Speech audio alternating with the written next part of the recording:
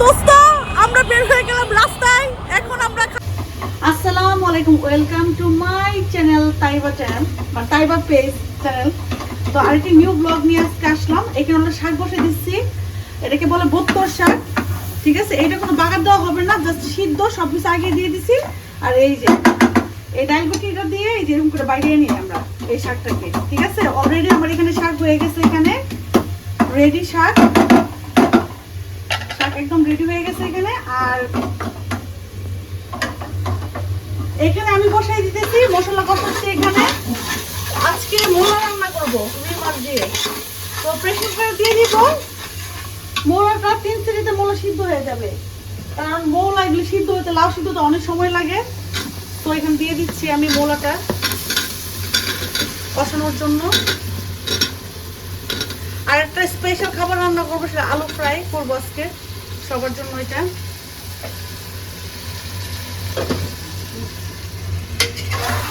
এটা ভালো করে কষায় পানি দিয়ে দিব, সিদ্ধ হয়ে যাবে, তারপরে জাস্ট মাছটা দিয়ে দেবো এখানে। তো আমার হয়ে যাচ্ছে মোলা এখানে। আর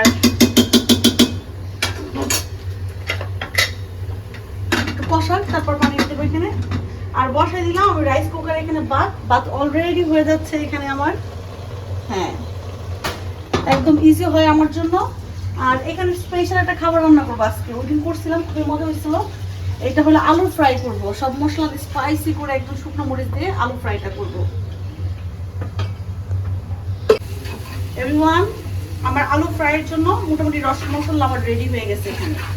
এখানে দিয়েছি আমি মরিচ, লবণ, হলুদ, মানে তারপরে ধনিয়ার গুঁড়া, এখানে রসুন কুচি, পেঁয়াজ কুচি, দ্যাটস ইট, আর কিছুই দিব না। জাস্ট আমি এটা বেশি মানে ইয়ে করবো না, মানে বেরেস্তার মতো করবো না, এটা হালকা বেরেস্তা, মানে একটু শ্যাডো ফ্রাই করবো এটা পেস্টটা। নাহলে যখন আলুটা ফ্রাই করবো জিনিসগুলো পুড়ে পুড়ে যাবে, তখন আর ভালো লাগবে না।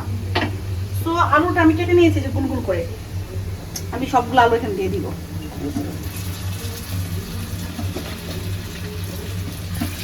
এটা চিংড়ি মাছ থাকলে আর বেশি ভালো লাগে। আমার বাসায় যেহেতু চিংড়ি মাছটা নাই, আমি দিতে পারলাম না। আপনারা চাইলে চিংড়ি মাছ দিয়েও করতে পারেন। এটা একবার করে দেখবেন, খুবই মজা, একদম ইজি।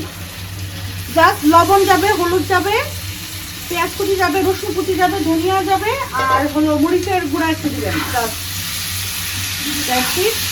তেলটা প্রচুর যাবে, তেল যাবে অনেক না, কারণ তেল না গেলে তো কিন্তু আলুটা লাল লাল হয়ে ক্রাঞ্চি হবে না।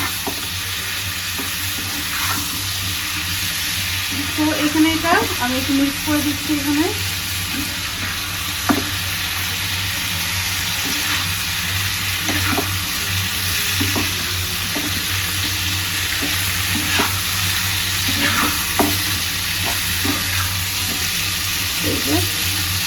আস্তে আস্তে ওর ছাড়ে এটা।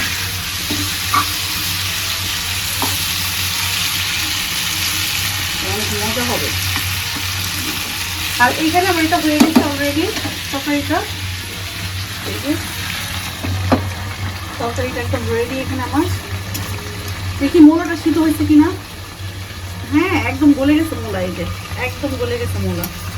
তো এখানে আমার এই রান্নাটা শেষ, আমার ভাত হয়ে গেছে, আমার শাক হয়ে গেছে। এখন আলু ফ্রাইটা হলে আমি টেবিলে খাবার দিয়ে দিব। এই যে আমার আলুটা হয়ে গেছে, একদম লাল লাল করে ফেলছে। আর শুকনো মরিচটা ভেজে রাখছিলাম, এটা গুঁড়া করে আমি দিয়ে দিচ্ছি এখানে। এই যে একদম পারফেক্ট হয়েছে। আর বেশি করলে এটা ভালো লাগবে না, তো এটা হালকা হালকা রাখতে চাচ্ছি আমি জিনিসটা। এটা কিন্তু রাইস দিয়েও খুব ভালো লাগবে। তো আমি এখন সব খাবার সার্ভ করে দিব, ওদের বুঝতে মোটামুটি শেষ। তাহলে আরিয়ান বাকি নিল শেষ হয়ে গেছে। এই তো হবে না, আমার জন্য যদি ভিডিও না যায় তো আগে এটা খায় নে, আলুটা খায় নিতে আগে।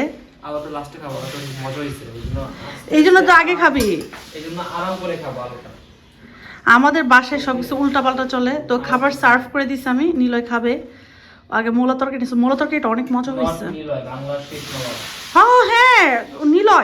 বাংলার শেষ নবাব। হ্যাঁ নিলয়, তার নাম হলো নিলয়।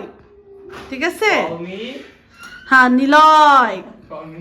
হ্যাঁ, নো নূর ডাকা যাবে না, এই যে গেছে। ঠিক আছে, আরেকজন তো নিংটু, ওটা নেওয়া যাবে না। আচ্ছা খায় বল কেমন হয়েছে।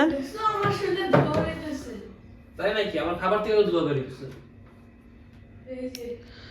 হ্যাঁ খাবার তো বাড়িতেছে একদম সফট নরম হয়ে গেছে না খাবারটা তো কেমন হয়েছে খায়া জানা আমারে এখন নূর বলবে সেই সেই সেই বল ডায়লগটা সেই জোস সেই সেই সেই জোস সেই সেই এটা ডায়লগ, এটা বুঝতে হবে, এটা মনের আবেগ। আবেগ, সেই। মনের আবেগ সেই জোস। মানে মানুষ পটানোর কি বলে এটাকে? Tips and tricks. হ্যাঁ সেটাই। মানুষকে সো খাবার দিয়ে দিলাম। কিরে কেমন হয়েছে খাবার? খাবার অনেক মজা হয়েছে, ঝালও হয় নাই, আমার মনের মতো হয়েছে, আবার মোলাটা একদম অনেক স্মুথ হয়ে গেছে, এটা খাইতে মজা। এই আবার আরো কিছু ডিশ আছে যেগুলো আমি পরে ট্রাই করবো আস্তে আস্তে, যেমন আলু আছে, তারপরে শাক তো রাতে শাকটা সেরকম হয়েছে, অনেক মজা হয়েছে শাকটা। শাকটা মজা হয়েছে, বাট আমার এখন খাওয়ার প্ল্যান নেই। অনেক মজা শাকটা। আরিয়ান তুমি রেডি? আরে না আমি যাই, চলে যাই তাহলে। ওই কিছু গুণা পড়া চোখ করবা আর ধ্যানে বসবা আর তুমি ইল বাবা আর এই পর্যন্ত তুমি যেটা বলছো সেটাই হইছে, এটা বাইরে আর কিছু হয় না। সুতরাং তুমি পীর সাহেব হয়ে যাও গা, ভবিষ্যৎবাণীওয়ালা একটা পীর সাহেব ইনকাম করতে পারবো লাল সোলের মতো।